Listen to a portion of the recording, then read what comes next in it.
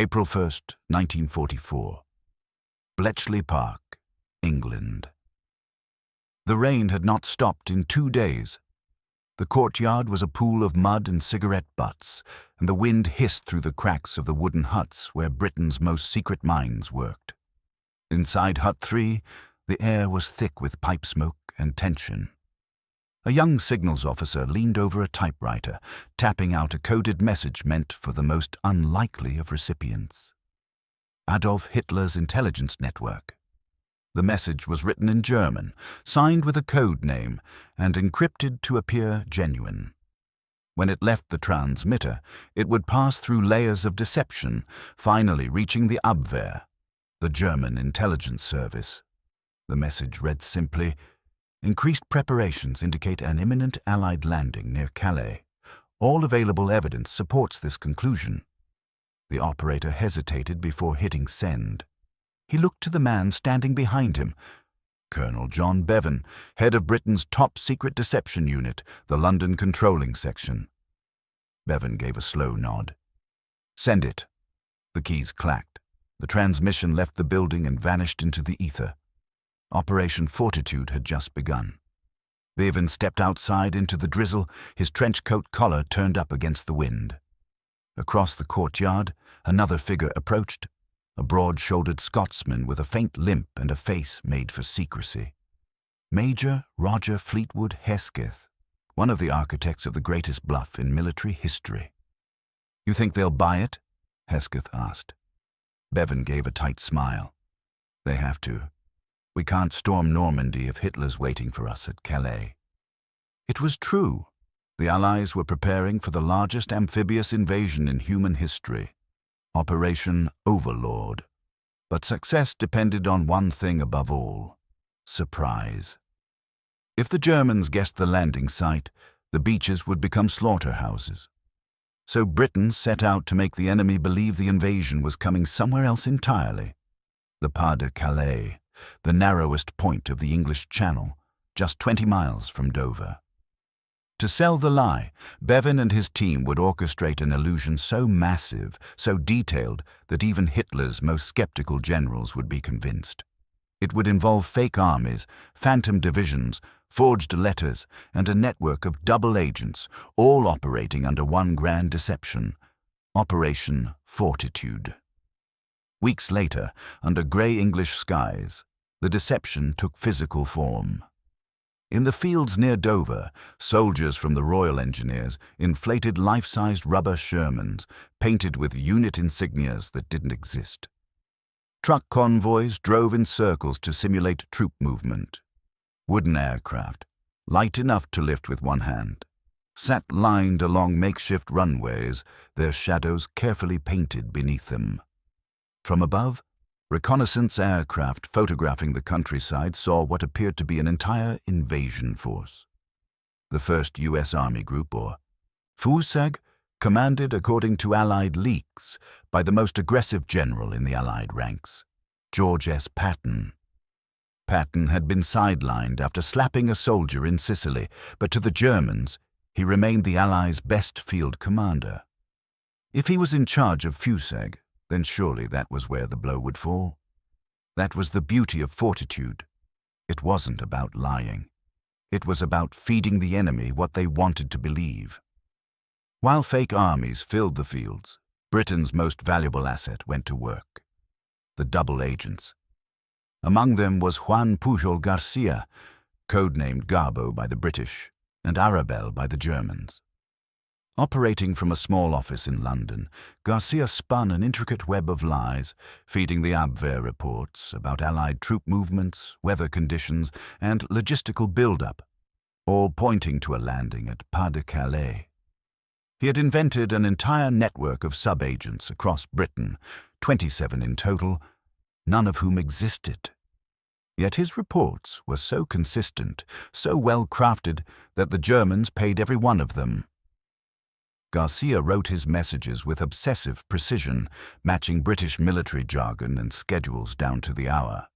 He even reported on minor details, like how certain divisions were short on boots, to make his intelligence feel lived in, authentic. The Germans believed every word. By late spring 1944, Berlin was utterly convinced that the invasion would strike Calais. Hitler had personally ordered the 15th Army, one of his most powerful formations, to remain there even after the first landings began in Normandy. The trap was nearly set. Back in London, in a candle-lit basement under the War Office, Bevan watched the plan unfold through streams of intercepted German messages. "They've swallowed it," he said quietly, handing a decrypted transcript to Hesketh. It read, "All indications point to the main invasion landing between Boulogne and Calais. Normandy may be a feint." The deception had worked so perfectly that even the Allies were astonished. The Germans weren't just believing the lie, they were reinforcing it. As May turned into June, Allied preparations for D-Day reached a fever pitch, but in the shadow of the real invasion fleet, the Ghost Army at Dover continued its show. Lights flashing at night, radio chatter buzzing, and trucks endlessly looping dirt roads. Every false transmission, every staged movement, every whisper from Garcia's fictional agents added weight to the illusion. The Germans were watching, and they were looking in the wrong place. May 15th, 1944. The fields of Kent and Sussex were alive with activity, though not in the way one might imagine. From a distance, the terrain appeared to host an entire Allied army. Tanks lined up in perfect columns, artillery pieces pointed toward the Channel, and convoys of trucks rolled endlessly over dirt roads. But the closer one looked, the illusion became apparent. The tanks were inflatable rubber decoys, hollow and light, yet painted with meticulous detail to mimic unit markings. The artillery pieces were wooden. Even the footprints of troops were carefully staged to look like movement, though the men themselves were few. Lieutenant Colonel David Strangeways, head of operational deception for Fortitude, walked through the fields in a mud-caked trench coat, binoculars slung over his shoulder. He paused to inspect a Sherman tank, kneeling to press a finger against the side. "Light as a feather," he muttered. He smiled faintly. "Perfect. From the air, it will be indistinguishable." Above, RAF reconnaissance planes circled endlessly. Pilots trained to fly low and capture photographic evidence snapped images of the fake tanks, trucks, and gun emplacements, sending them straight to German intelligence. Every shadow, every angle, every glint of metal had been planned. The Germans believed what they saw. The deception extended beyond physical decoys. Across southern England, radio operators transmitted a constant stream of fake chatter, simulating orders, supply requests, and troop movements of the Phantom Fusag.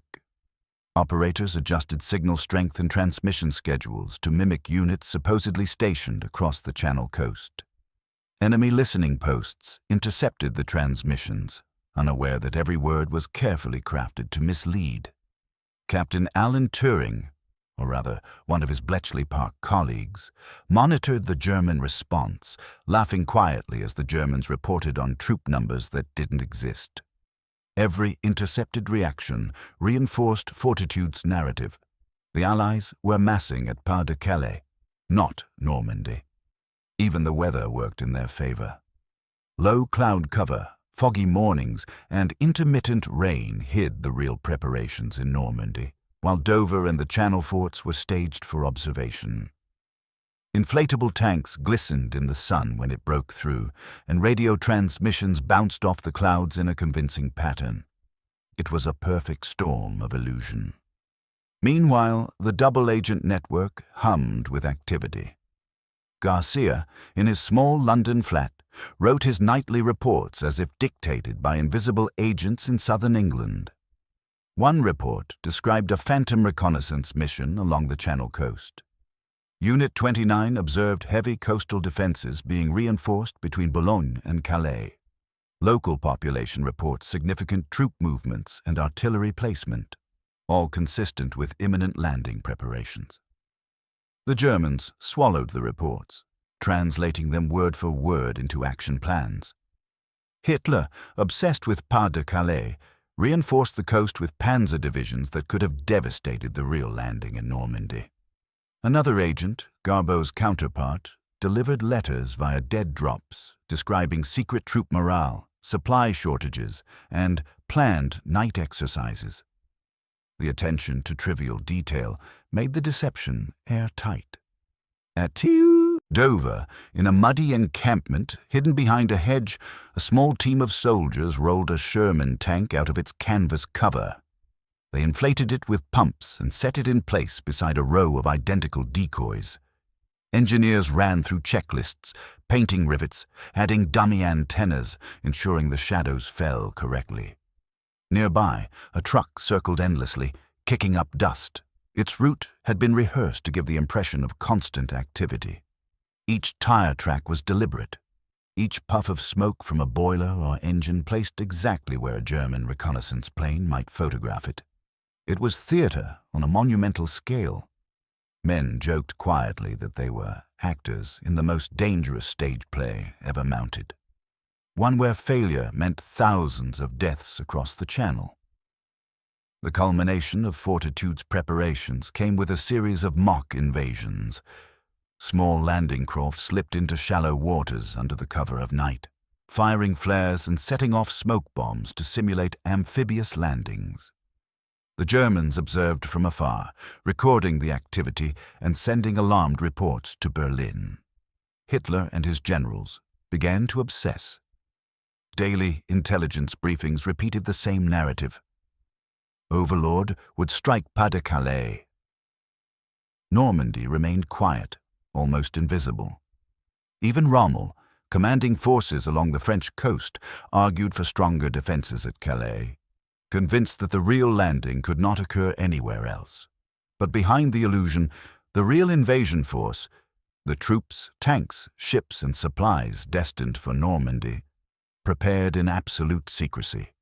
Training camps, embarkation points, and convoy routes were meticulously hidden from German eyes. Every real soldier knew that the success of the entire invasion depended on the Germans looking in the wrong place. By late May, Operation Fortitude had reached its peak. Inflatable tanks lined the fields. Phantom divisions were stationed across southern England. Radio chatter pulsed like a heartbeat, and double agents fed Germany a constant stream of meticulously fabricated intelligence. The Germans were entirely convinced, and the real invasion was just weeks away. The stage was set. Normandy waited silently. June 1st, 1944, southeast England.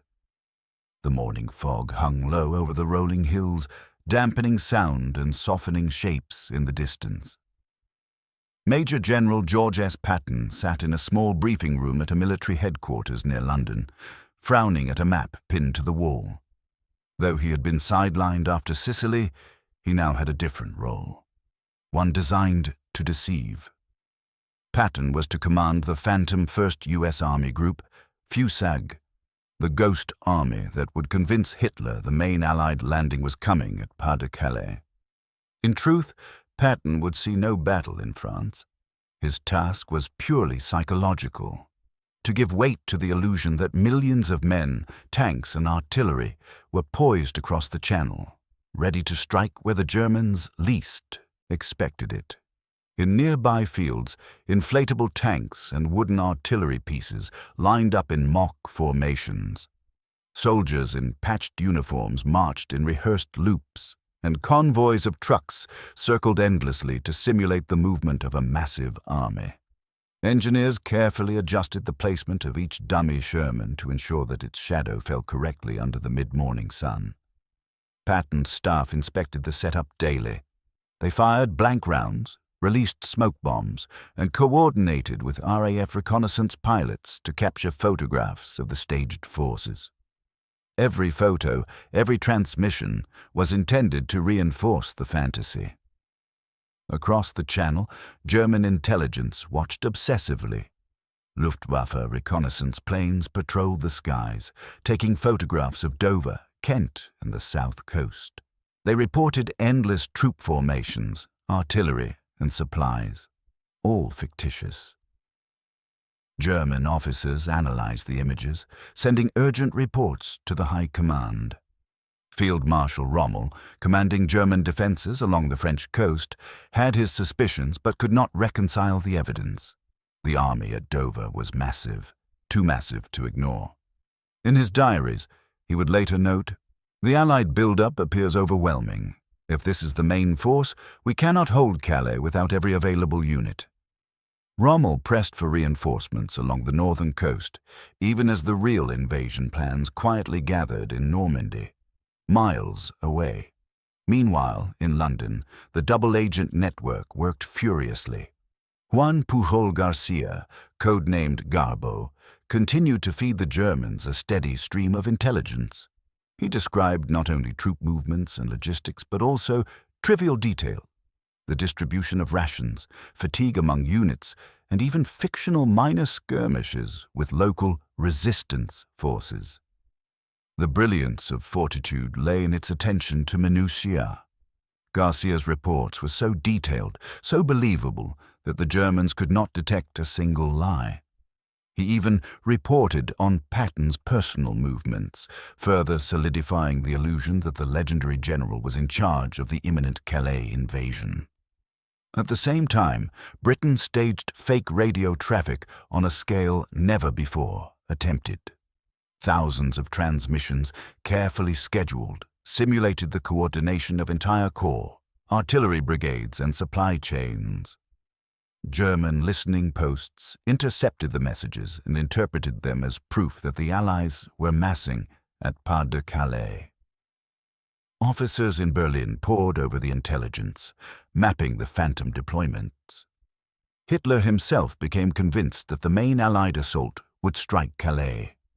Even after D-Day began, he held troops back from Normandy, waiting for the real landing that never came. In the final days before D-Day, Fortitude reached its apex. Fake armies moved in the fields, radio chatter pulsed across the airwaves, and double agents spun ever more detailed tales. Patton traveled the south coast, inspecting decoy formations, adding authority to the illusion.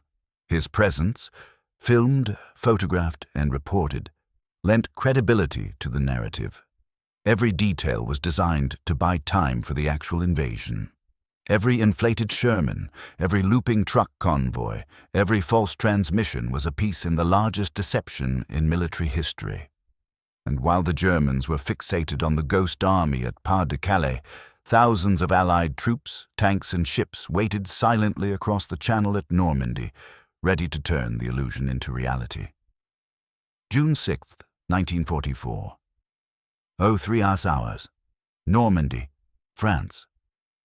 The channel was a restless expanse of steel-gray waves.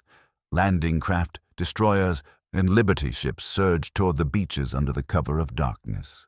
Soldiers huddled inside, gripping rifles, helmets pressed tight against their heads, hearts pounding as the roar of naval bombardment echoed from the coast. Above, reconnaissance planes streaked across the sky, shadows fleeting against the clouds. Meanwhile, hundreds of miles away, Berlin slept uneasily. Reports from the Luftwaffe's reconnaissance squadrons, intelligence from double agents, and intercepted radio transmissions all painted the same picture. The main Allied force was massing at Pas-de-Calais, not Normandy. Adolf Hitler sat in his private study, poring over the latest intelligence briefings. Maps of northern France were spread across the table, dotted with tiny units of tanks, infantry, and artillery, none of which actually existed. He tapped a gloved finger along the Channel coast. "Normandy," he said, almost to himself. "A diversion. Calais. That is the real target." Field Marshal Rommel, recently returned from inspecting the coast near Calais, echoed Hitler's belief. The German 15th Army remained stationed along the northern coast, prepared for the landing that never came. Troops in Normandy, by contrast, were thinly spread, caught off guard by the actual invasion. The deception worked because it was multi-layered. Inflatable tanks, wooden artillery, and fake vehicles created the illusion of massing forces. Phantom radio chatter simulated troop movements. Double agents spun detailed intelligence reports that confirmed German expectations. Even the deployment of Patton, the Allies' most feared general, lent credibility. By 08 hours, German officers received aerial photographs of Dover and the south coast of England, showing the supposed build-up of troops, tanks, and landing craft. "It's enormous," one officer muttered. "The Allies will strike at Calais. Normandy is a feint." Rommel, concerned about spreading his forces too thin, argued for a rapid redeployment to Calais, but Hitler insisted on holding the main armored divisions in place, convinced the Normandy landings were only a diversion. Back in Normandy, the reality contrasted starkly with the German assumptions. Allied engineers prepared the Mulberry harbors. Amphibious tanks plowed through. The surf and landing craft unloaded waves of soldiers. Every beach became a battlefield, every dune a fortress to be taken. Yet the Germans remained distracted, reinforcing Calais and waiting for an assault that would never come. Even the German Luftwaffe was misled. Fighter squadrons scrambled to intercept imaginary convoys near Pas-de-Calais, while the real invasion forces advanced largely unopposed across Normandy's beaches. In London, Bevan and Strangeways watched the unfolding invasion with quiet satisfaction. Every intercepted German radio report confirmed that the deception was working. Hitler's own disbelief had become the Allies' greatest weapon.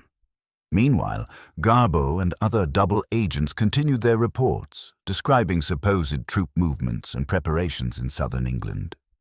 They painted a convincing picture of an impending Calais landing.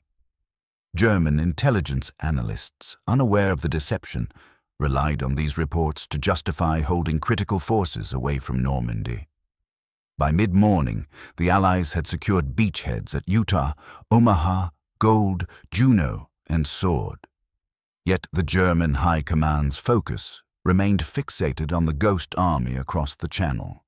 Hitler refused to release panzer divisions that could have counterattacked the actual landings. Operation Fortitude had achieved its goal: strategic misdirection on an unprecedented scale. The Germans believed in an invasion that existed only in shadows and whispers, while the real operation unfolded hundreds of miles away. Even as the fighting raged, reports of success filtered back to London. The deception had bought precious days. Reinforcements, supplies, and artillery could reach the beaches before the Germans realized their error. The Allies were not only fighting the enemy, they were fighting perception itself, and they were winning. June 12, 1944. London, England. The War Office was alive with quiet celebration. Intelligence officers huddled around tables strewn with reports, maps, and photographs. Each intercepted message confirmed what they already knew. Hitler had been thoroughly deceived. The Germans remained convinced that the main invasion force lingered at Pas-de-Calais, while the Allies had established a foothold in Normandy. Colonel John Bevan allowed himself a rare smile. Operation Fortitude had worked beyond expectations. The massive illusion, inflatable tanks, wooden artillery, looping convoys, phantom divisions, and the masterful work of double agents had not only misled the enemy but had fundamentally shaped the course of the invasion. Across Normandy, the results of the deception were clear. Beachheads had been secured, supply lines established. The Allies moved inland, supported by armor, artillery, and reinforcements, while German commanders were forced to hesitate, uncertain of the real scale of the operation. Every hour of hesitation, every misallocated division, owed itself to the careful orchestration of shadows and smoke from southern England. Even as the Allies pressed forward, the Ghost Army at Dover continued its performance. Inflatable tanks swayed in the wind, trucks circled endlessly, and radio transmissions pulsed across the ether. It was theater in the truest sense. The enemy believed in it, and that belief shaped their actions, keeping panzer divisions in the wrong place at the wrong time. In Germany, the frustration was palpable. Hitler demanded action, but his forces were tied up defending the Pas-de-Calais. Rommel's reports insisted Normandy was lightly defended, yet the Führer's fixation on Calais prevented a decisive response. Intelligence briefings, filled with reports from agents like GARBO, reinforced the delusion. The real invasion remained hidden. By late June, the scale of Fortitude's success became undeniable. Supplies flowed through the Normandy beaches, troops moved inland, and German resistance remained fragmented. The Allies had achieved strategic surprise, the cornerstone of Overlord's success, without facing the full force of Germany's armored reserves. In London, Juan Pujol Garcia, sitting in his modest flat, allowed himself a quiet moment of satisfaction. His network of non-existent agents had deceived one of the most formidable intelligence apparatuses in the world. For months, he had written detailed reports, creating a fictional army, a phantom commander, and a false narrative so compelling that even Berlin believed it. Across the English Channel, Major General Patton continued his role as the commander of the Ghost Fusag. Though he had not fought a single battle in Normandy, his presence lent credibility to the deception. In later years, historians would call it a stroke of genius, using reputation, psychology, and misdirection to save countless lives on the real battlefields. By July, Operation Fortitude had accomplished its ultimate goal.